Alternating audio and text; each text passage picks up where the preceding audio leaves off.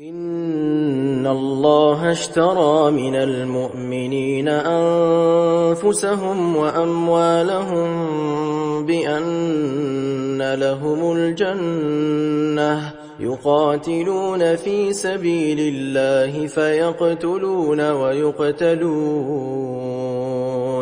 وعدا عليه حقا في التوراة والإنجيل والقرآن ومن أوفى بعهده من الله فاستبشروا ببيعكم الذي بايعتم به وذلك هو الفوز العظيم. التائبون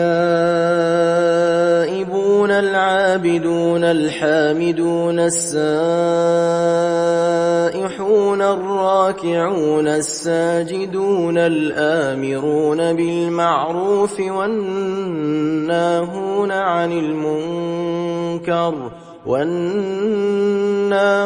عن المنكر والحافظون لحدود الله